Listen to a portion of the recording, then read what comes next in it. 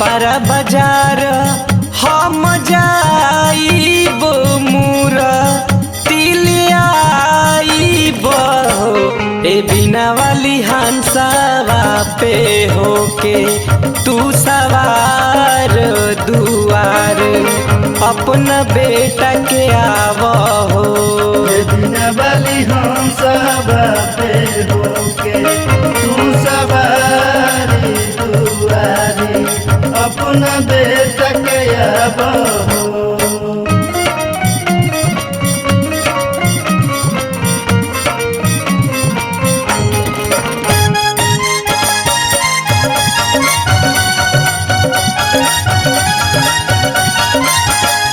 गैया के गोबर से अंगना लिपवले बानी आस न धरवले बानी हो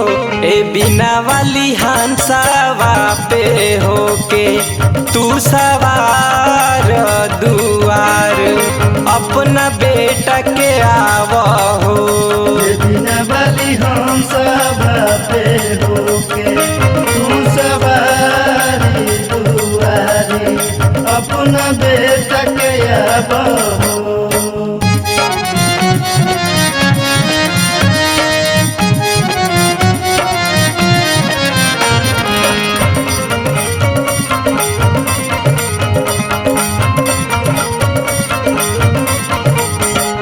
ज्ञान की देवी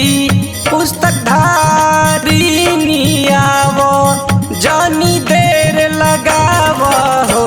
ए बिना वाली हंसवा पे होके तू सवार दुआर अपना बेटा के आव हो बिना वाली हंसवा पे होके तू सवारी दुआरी अपना बेटा के आव हो। गुड्डू किशन मीठू गावे भजन मैया नैया पार लगाव हो ए बीड़ा वाली हंसवा प होके तू सवार दुआर अपना बेटा के आव हो बिना वाली हंसवा पे होके तू सवारी दुआरी अपना बेटा के आव हो बिना वाली हंसवा पे होके तू सवारी दुआरी अपना बेटा के आव